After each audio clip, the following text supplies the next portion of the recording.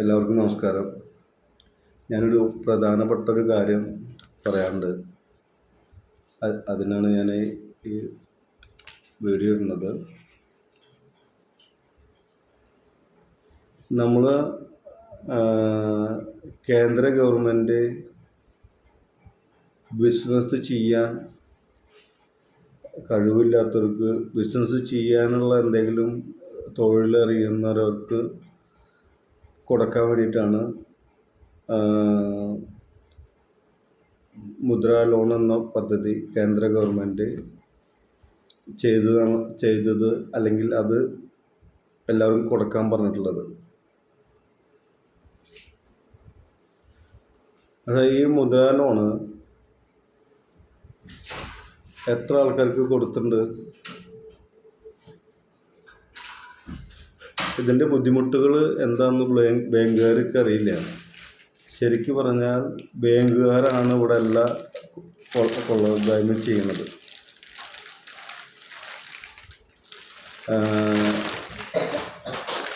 ബാങ്കുകാർ കണ്ട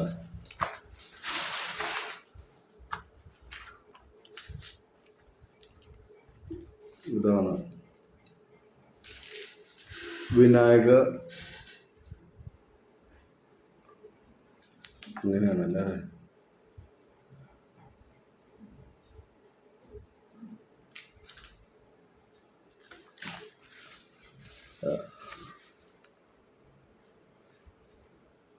വിനായക ഡോർസ്.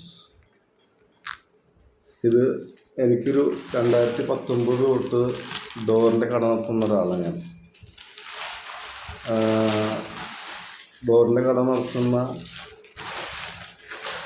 അപ്പോൾ ബാങ്കിൽ ചെന്നിട്ട് നമ്മുടെ ആദ്യം ബാങ്കിൽ പോയിട്ട് നമ്മുടെ ആധാർ കാർഡും പാൻ കാർഡും ഇതൊക്കെ കാണിച്ചപ്പോൾ അവർ പറഞ്ഞു സിബിൽ നോക്കട്ടെ എന്ന് പറഞ്ഞു. സിബിൽ നോക്കിയിട്ട് സിബിലൊന്നും കുഴപ്പമില്ല, അത് തീരുമാനിക്കുന്നത് മറ്റേ റീജിയണൽ ഓഫീസിലത്തെ ആൾക്കാരാണെന്ന് പറഞ്ഞു. റീജിയണൽ ഓഫീസിൽ അപ്പോൾ അതിന് വേണ്ടി പേപ്പറും കാര്യങ്ങളൊക്കെ ശരിയാക്കാം. ഒന്ന് ശരിയാക്കുമ്പോൾ ഒന്ന് പറയും അത് ശരിയാക്കിയിട്ട് അവർക്ക് കൊടുക്കാൻ തീരെ താല്പര്യമില്ല. അതാണ് സത്യം പറഞ്ഞുള്ളത്. ഒന്ന് കൊടുക്കുമ്പോൾ പറയും അടുത്തത് ശരിയാക്കണം. പിന്നെ ശരിയാക്കിയത് തന്നെ ആദ്യം ഒരു മേഡം പറഞ്ഞു ശരിയാക്കിയത് അത് ശരിയായിട്ടില്ല, അതിന് ഒന്നുകൂടി ശരിയാക്കണം എന്ന് പറഞ്ഞു. അപ്പോൾ ഞാൻ പറഞ്ഞു അവിടെ പോയപ്പോൾ പ്രോജക്റ്റ് റിപ്പോർട്ട് എഴുതി തരണ ആളെ പറയുന്നത് റെഡി ആയിട്ടുണ്ടെന്ന്. മേഡം പറയുന്നത് ശരിയായിട്ടില്ല എന്ന്. അപ്പോൾ ഞാൻ ബാങ്കിൽ പറഞ്ഞ് ഞാൻ അവരുടെ അടുത്ത് പോയിട്ട് ഇപ്പോൾ ശരിയാക്കാം, അവിടെ നിന്ന് വിളിക്കാമെന്ന് പറഞ്ഞു. ഞാൻ കുറച്ച് കഴിഞ്ഞപ്പോൾ ബാങ്കിലും മേഡം എന്നെ വിളിച്ചു. അത് കുഴപ്പമില്ല, അത് ശരിയാണ്, അത് ഞാൻ ശരിയാക്കി തരാമെന്ന് പറഞ്ഞു. എന്നിട്ട് ഇവർക്കൊന്നും നമ്മൾ ചെന്ന് കഴിഞ്ഞാൽ സംസാരിക്കാൻ തന്നെ നേരമില്ല. ഇതൊക്കെ ശരിക്കും പറഞ്ഞാൽ കേന്ദ്ര ഗവൺമെൻറ് തെറ്റാണ്. കേന്ദ്ര ഗവൺമെൻറ് ഇങ്ങനൊരു പദ്ധതി തീരുമാനിച്ചാൽ അത് മറ്റുള്ള സാധാരണ ജനങ്ങളിലേക്ക് എത്തുന്നുണ്ടോ എന്ന് അന്വേഷിക്കാനുള്ള ചുമതല ഉണ്ട് കേന്ദ്ര ഗവൺമെൻറ്റിന്. എന്നിട്ട് പ്രോജക്റ്റ് റിപ്പോർട്ടൊക്കെ അന്ന് പറഞ്ഞു 2.5 ലക്ഷം റുപ്യ തരാമെന്ന് പറഞ്ഞ ആൾ വന്നിട്ട് 10-15 ദിവസം കഴിഞ്ഞിട്ടാണ് കേട്ടോ വരുന്നത് തന്നെ. ഞാൻ വീണ്ടും പോയി അന്വേഷിച്ചപ്പോഴാണ് അവർ വരുന്നത്. വന്നിട്ട് അവർ പിന്നെയും വീണ്ടും 10-16 ദിവസം കഴിഞ്ഞിട്ടാണ് നമുക്ക് മറുപടി തരുന്നത്. എന്നിട്ട് അവർ പറഞ്ഞ് നമ്മൾ 10 ലക്ഷത്തിന് അപേക്ഷിച്ചിട്ട് അവർ പറഞ്ഞ് 2.5 ലക്ഷം റുപ്യ തരാമെന്ന്. അപ്പോൾ ജനങ്ങൾ നമ്മൾ സുഹൃത്തുക്കൾ നിങ്ങളെല്ലാവരും ഒന്ന് ശ്രദ്ധിക്കണം, കാര്യമായിട്ട് തന്നെ ശ്രദ്ധിക്കണം. ഇപ്പോൾ നമുക്ക് മറ്റേ ഭൂമിയോ വീടോ ഇതൊന്നുമില്ലാതെ ഒരു പണയം വയ്ക്കാതെ നമുക്ക് തരാമെന്ന് പറഞ്ഞിട്ടുള്ളതാണ് 10 ലക്ഷം കേന്ദ്ര ഗവൺമെൻറ്. അപ്പോൾ നമുക്ക് ഈ ലോണിനെ അപേക്ഷിച്ചിട്ട് ഇങ്ങനെയാണ് എനിക്ക് കിട്ടിയത്. ഒരു പ്രാവശ്യമല്ല, 2 പ്രാവശ്യമല്ല, 3ാമത്തെ പ്രാവശ്യം ഞാൻ അപേക്ഷിച്ചപ്പോൾ അവർ പറഞ്ഞു പ്രോജക്റ്റ് റിപ്പോർട്ട് ശരിയല്ല എന്ന് പറഞ്ഞപ്പോൾ ഞാൻ വീണ്ടും പ്രോജക്റ്റ് റിപ്പോർട്ട് 10,000 രൂപ കൊടുത്തിട്ട് ശരിയാക്കി. എന്നിട്ട് അപ്പോൾ ആൾ പറഞ്ഞ് അത് സ്വീകരിക്കേണ്ട, ആ റീജിയണൽ ഓഫീസിലത്തെ ആളോട് ഉണ്ടാകുന്ന ആൾ പറഞ്ഞ് അത് സ്വീകരിക്കേണ്ട. കുന്നംകുളം SBI ബാങ്കിലത്തെ കാര്യമാണ് പറയണത്. തൃശ്ശൂർ ജില്ല കുന്നംകുളത്തെ SBI ബാങ്കിൽ ഉണ്ടായ കാര്യമാണ് ഞാൻ പറയണത്.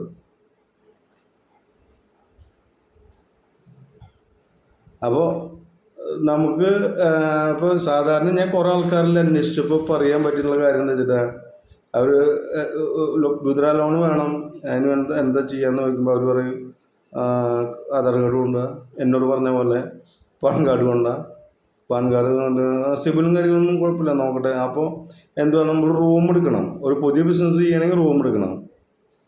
അപ്പോൾ റൂം എടുത്തിട്ട് അപ്പോൾ റൂം എടുക്കണ ഡെപ്പോസിറ്റ് കൊടുക്കണം. പൈസ ഇല്ലാത്തതിൻ്റെ കയ്യിൽ അവിടെ പൈസ ഉണ്ടാവുക. അപ്പോൾ ഡെപ്പോസിറ്റ് കൊടുക്കുക, എവിടെ നിന്നെങ്കിലും കടം മേടിക്കും. ഡെപ്പോസിറ്റ് കൊടുത്തു കഴിഞ്ഞാൽ വാടക ചാലുമായി, വാടക കൊടുക്കണം എല്ലാ മാസവും. എന്നിട്ട് 2 കൊല്ലം വരെ 1.5 കൊല്ലമൊക്കെ നടത്തിച്ചിട്ട് ഈ ലോണ് തരില്ല എന്ന് പറയുമ്പോൾ ആ ഒരു വ്യക്തി എന്തിനാണ് ചെയ്യണത്? അയാളിനെ ആത്മഹത്യ ചെയ്യേണ്ട കണ്ടീഷൻ ആക്കല്ലേ ഇവിടെ? ഇതാണ് ഞാൻ ചിന്തിക്കുന്നത് പറഞ്ഞ കൂട്ടരെ. ഇപ്പം നമ്മൾ ഈ വീഡിയോ ഇട്ട് കഴിഞ്ഞാൽ അറിയാം എത്ര ആൾക്കാർ നമ്മളെ കിട്ടിയിട്ടില്ല എന്ന് പറഞ്ഞിട്ടുള്ള ആൾക്കാർ വിളിക്കും. അതിൻ്റെ ഇടയ്ക്ക് യൂട്യൂബിൽ പൈസ കിട്ടാൻ വേണ്ടിയിട്ട് കുറേ ആൾക്കാർ അങ്ങനെ ചെയ്യുന്നുണ്ട്. ശരിക്കും അപേക്ഷിക്കേണ്ട പോലെയല്ല, അങ്ങനെ അപേക്ഷിക്കണം, ഓൺലൈനായിട്ട് അപേക്ഷിക്കണം. എന്താ പറയുക, ഒരു കൃത്യമായൊരു അറിവ് ആർക്കും ഇല്ല. സാധാരണ ജനത്തിന് ഇപ്പോൾ പ്രധാനമന്ത്രി ഓഫീസിലത്തെ ഫോൺ നമ്പർ, ആ ഫോൺ നമ്പറിലടക്കം വിളിച്ചു, എടുക്കുന്നില്ല, അതിന് പരാതി, അത് എടുക്കുന്നില്ല. പിന്നെ സാധാരണ ഒരു മനുഷ്യൻ എന്ത് ചെയ്യും കൂട്ടരെ?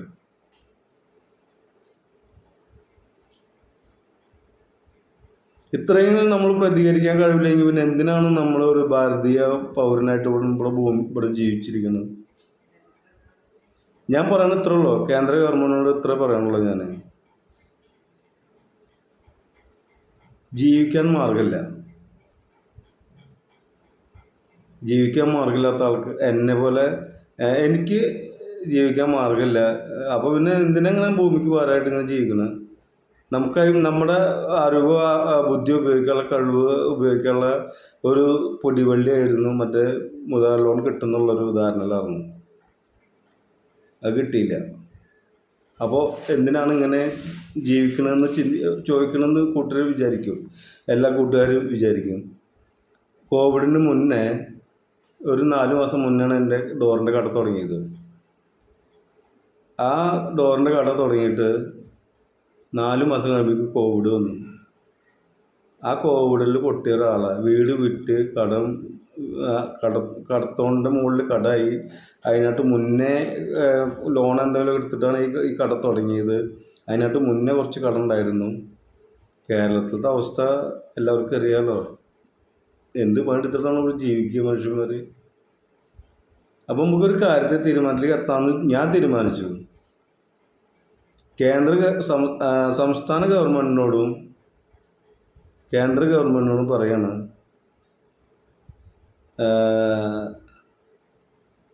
ജീവിക്കാൻ മാർഗമില്ലാത്ത എന്നെ പോലെ ആൾക്കാർക്ക് മരിക്കാൻ താല്പര്യമുണ്ടെങ്കിൽ അവരെ ഇഞ്ചക്ഷൻ ചെയ്തിട്ടോ അല്ലെങ്കിൽ എങ്ങനെയെങ്കിലും കൊന്നു തരണം എന്നൊരു അപേക്ഷയുണ്ട്. ബാങ്കുകാരാണ് ഇന്നത്തെ ലോകത്തെയുള്ള ഏറ്റവും വലിയ ദാതാഗിരി ചെയ്യുന്നത്. എൻ്റെ അറിവിൽ കുറേ ഉണ്ട്. ഈ ബാങ്കിൽ ഏതൊരു സ്ഥലത്ത്, എൻ്റെ അറിവിലുള്ള നമ്മുടെ നാട്ടിൽ ഈ ബാങ്കിലേക്ക് ഒരു വീട്ടിലേക്ക് അയാളുടെ പൈസ മുടങ്ങിയതിന് അന്വേഷിച്ച് വരിക. 1/2 കിലോമീറ്റർ മുന്നേ തൊട്ട് അയാൾ വണ്ടിയിൽ നിന്ന് ഇറങ്ങിയിട്ട് നടന്നിട്ട് എല്ലാ വീടുകളും ചോദിച്ചിട്ട് ആൾക്കറിയണമെന്നുള്ള അഡ്രസ്സ് കണ്ടുപിടിച്ചാൽ നേരിട്ട് വീട്ടിലേക്ക് വരാൻ അറിയില്ലേ? സാധാരണ അറിയാൻ പറ്റും. അപ്പോൾ അതൊന്നുമല്ല, നാട്ടിലെ വീട്ടിൽ അറിയിപ്പിക്കുക.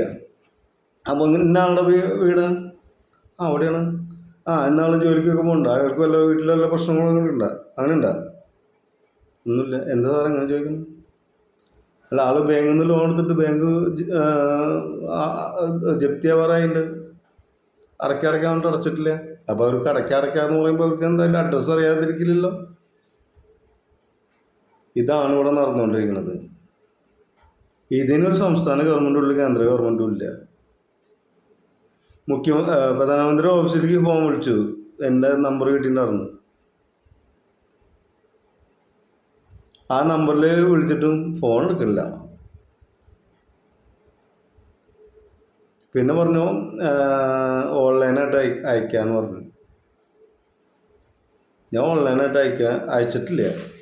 ഉള്ള കാര്യം പറയാമല്ലോ, അയച്ചിട്ടില്ല. ഇതുപോലത്തെ ഒരു അവസ്ഥയാണ്. എന്തിനാണ് ജനങ്ങളെങ്ങനെ വെഡ്ഡികളാകണത്? ജീവിക്കാൻ മാർഗമില്ലാത്ത ആൾക്കാർ നിങ്ങൾ വെട്ടി വെച്ച് കൊല്ല്. AK-47 എന്തിട്ട് തേങ്ങ ചെയ്തിട്ട് അങ്ങനെ ചെയ്യേ. അതാണ് വേണ്ടത്. ജീവിക്കാൻ മാർഗമില്ലാത്ത ആൾക്കാരൊക്കെ ഉണ്ട് വെടി വെച്ച് കൊല്ലുക. സമ്മതമുള്ളവർക്ക്, സമ്മതമില്ലാത്തവർ വേണ്ട. അവരെങ്ങനെ തെണ്ടിയിട്ടെങ്കിലും ജീവിച്ചോളൂ, അല്ലെങ്കിൽ അവരുടെ വഴിക്ക് അവർ ജീവിച്ചോളൂ. എല്ലാവർക്കും അത് പറ്റില്ലല്ലോ സാറേ. കൂട്ടരെ പറ്റുമോ? ഇതിൻ്റെ പിന്നാലെ കിടന്ന് നടന്നിട്ട് എനിക്ക് ചുരുങ്ങിയത് 50,000 റുപ്യയുടെ മുകളിൽ എനിക്ക് നഷ്ടമാണ്.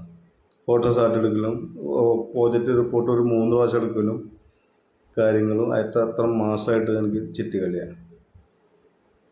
കേന്ദ്ര ഗവൺമെൻറ്റിനായിട്ട് മുകളിലാണ് SBI ബാങ്കിലെ ജീവനക്കാർ എന്നാണ് എനിക്ക് തോന്നുന്നത്.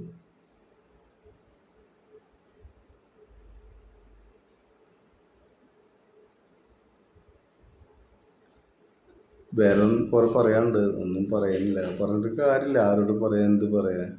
ഇത് തന്നെ ജനങ്ങൾ അറിയുമോ എന്നുള്ള കാര്യം അറിയില്ല കൂട്ടരെ. ശരി, നമസ്തേ.